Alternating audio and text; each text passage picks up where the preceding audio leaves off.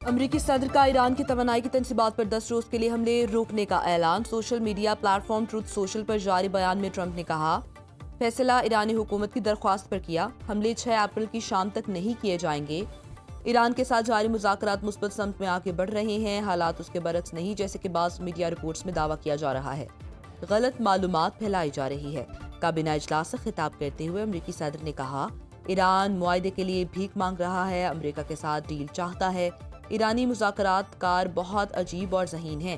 ایران معاملات کو سنجیدگی سے لے ورنہ جنگ کو 4 سے 6 ہفتوں میں انجام تک پہنچا دیں گے۔ نیٹو نے ہماری کوئی مدد نہیں کی۔ امریکہ کے مقابلے میں برطانیہ کے طیارے بردار جہاز کھلونے ہیں۔ نیٹو کو کاغذی شیر قرار دیا۔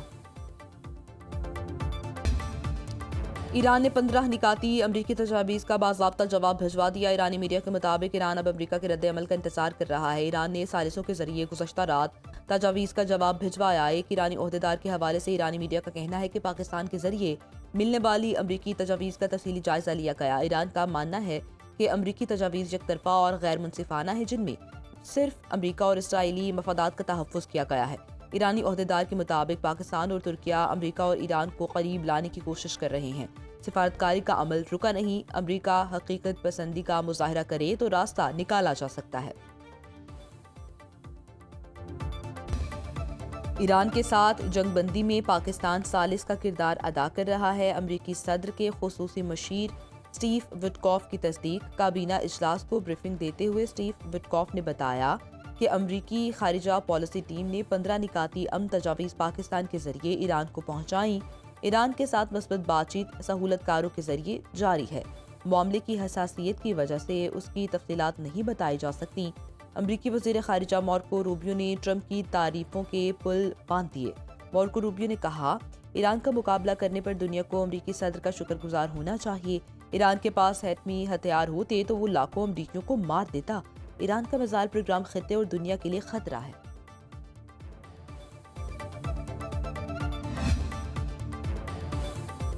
ایرانی وزیر خارجہ عباس عراقچی نے بھی امریکی تجاویز وصول ہونے کی تصدیق کر دی۔ بیان میں کہا، واشنگٹن کا لہجہ بدل رہا ہے۔ پہلے وہ ایران سے غیر مشروط طور پر ہتھیار ڈالنے کا مطالبہ کر رہا تھا۔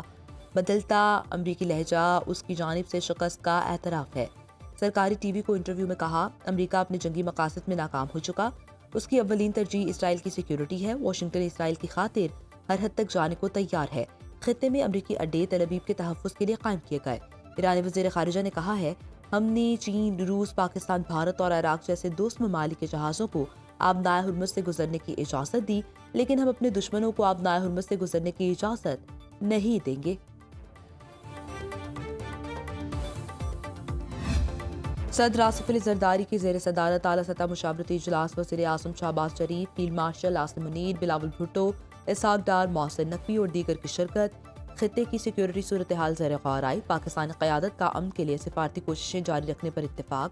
قومی سلامتی یقینی بنانے کے عزم کا بھی اعادہ۔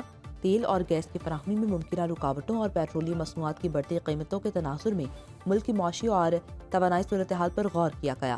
وزیر خزانہ اور وزیر پیٹرولیم کی شرکا کو بریفنگ۔ قومی قیادت نے مربوط قومی حکمت عملی اپنانے پر اتفاق کیا۔ پالیسی فیصلوں میں استحکام اور عوامی مفادات کا تحفظ یقینی بنایا جائے۔ اس بات پر اتفاق کیا گیا کہ معاشی نظم و نسق، توانائی کی منصوبہ بندی، غذائی تحفظ اور سیکیورٹی معاملات کو باہم مربوط رکھنا ناگزیر ہے۔ ایندھن کے استعمال میں کمی لانے کے لیے عوامی آگاہی مہم چلانے پر اتفاق۔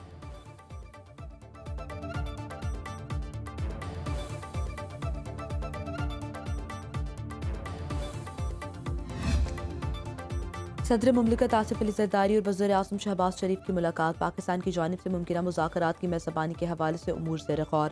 صدر مملکت کو امن عمل کے لیے پاکستان کی سفارتی کوششوں پر بریفنگ۔ وزیر اعظم شہباز شریف سے چینی سفیر جیانگ زیڈونگ کی بھی ملاقات۔ علاقائی صورتحال پر تبادلہ خیال کیا۔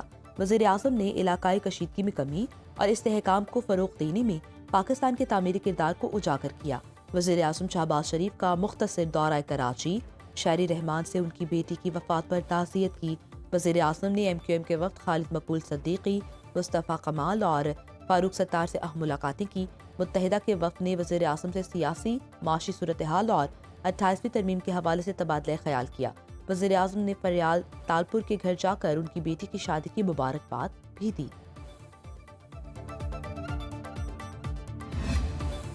مشرق وسطی میں امن کے لیے پاکستان فریقین کے ساتھ مسلسل رابطے میں ہے۔ امریکہ اور ایران کے درمیان بالواسطہ مذاکرات بذریعہ پاکستان پیغامات کی صورت میں جاری ہیں۔ نائب وزیر اعظم اسحاق ڈار کا سوشل میڈیا ایکس پر پیغام، کہا امریکہ نے 15 نکات ایران کے ساتھ شیئر کیے ہیں جن پر غور کیا جا رہا ہے۔ پاکستان خطے میں امن و استحکام کے فروغ کے لیے پرعزم ہے اور کشیدگی کے خاتمے اور پائیدار امن کے لیے ہر ممکن سفارتی کوششیں کر رہا ہے اور ترکیہ اور مصر سمیت برادر ممالک بھی معاونت کر رہے ہیں۔ ترجمان دفتر خارجہ طاہر حسین اندرابی نے کہا، وزیر اعظم شہباز شریف نے بالکل واضح اور دو ٹوک الفاظ میں مشرق وسطی میں امن کی کوششوں کی حمایت کی ہے۔ مذاکرات کی میزبانی کرنا ہمارے لیے اعزاز ہوگا۔ سفارتکاری صبر و تحمل کا تقاضا کرتی ہے۔ پاکستان اپنی کوششوں کو جاری رکھے گا۔ پاکستان کی عالمی سطح پر بڑھتے کردار سے مودی سرکار پریشان، بھارتی وزیر خارجہ جے شنکر کا غیر سفارتی اور غیر اخلاقی رد عمل۔ مشرق وسطی میں قیام امن کے لیے پاکستان کی عالمی پذیرائی ہضم نہ ہو پائی، بھارتی اپوزیشن کی انڈیا کی عالمی تنہائی پر شدید تنقید۔ پاکستان، ترکیہ اور مصر قابل اعتماد سفارتی پل کے طور پر سامنے آئے۔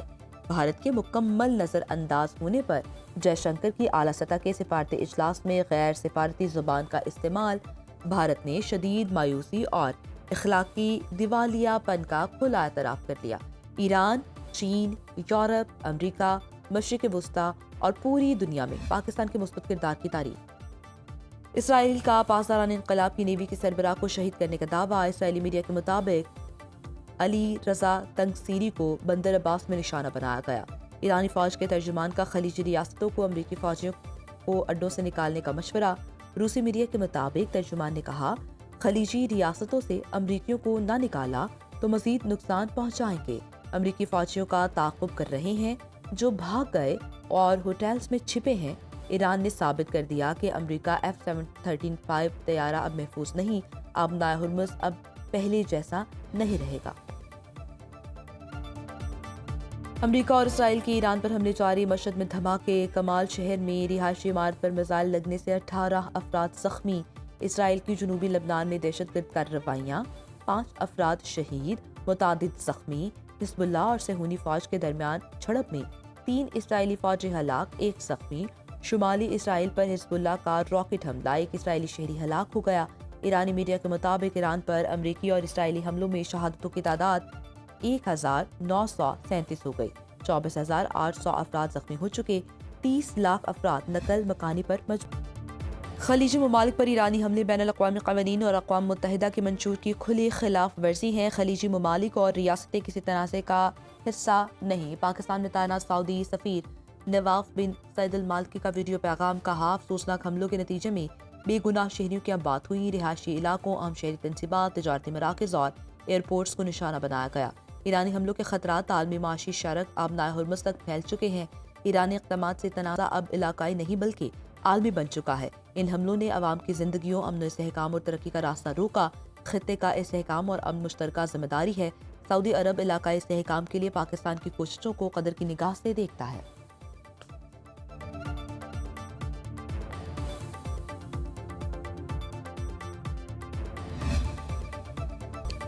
بانی پی ٹی آئی کی بیٹوں کو نائک پوپ پر پاکستان آنے کا کہا گیا، تاہم وہ نائک پوپ کے بجائے دیگر ذرائع پر لگے رہے۔ وزیر اطلاعات عطا تارڑ کہتے ہیں، بعض عناصر بیرون ملک پاکستان کے خلاف مہم چلاتے ہیں۔ انہوں نے عارف اجاکیہ کا حوالہ دیتے ہوئے کہا کہ وہ برطانیہ میں بھارت کے حق میں کمپین چلاتے اور پاکستان کے خلاف پروپیگنڈا کرتے رہے، جبکہ زلفی بخاری اینڈ کمپنی پر بھی پاکستان مخالف سرگرمیوں میں ملوث ہونے کا الزام عائد کیا۔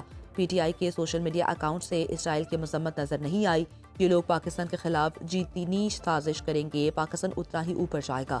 وزیر دفاع خواجہ آصف نے کہا، بانی کے بیٹے پاکستان کے خلاف لابنگ کی بجائے والد سے ملاقات کے لیے آئے۔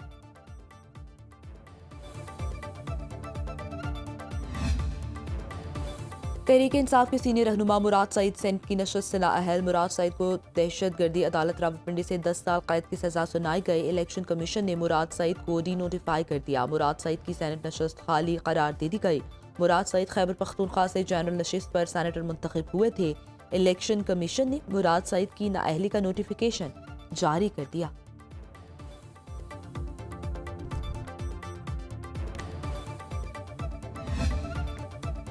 ملک میں بادل برسنے کا سلسلہ جاری، کراچی کے علاقے کلفٹن، گلشن فیصل، نارتھ کراچی، سرجانی ٹاؤن، صدر میں بارش، سی ویو اور لیاری میں بھی برسات، چمن، سنجابی، لورالائی، ہرنائی سمیت بلوچستان کے کئی شہروں میں گھٹائیں برس پڑیں۔ خیبر پختونخوا کے بالائی اور میدانی اضلاع میں مزید بارش کی پیش گوئی۔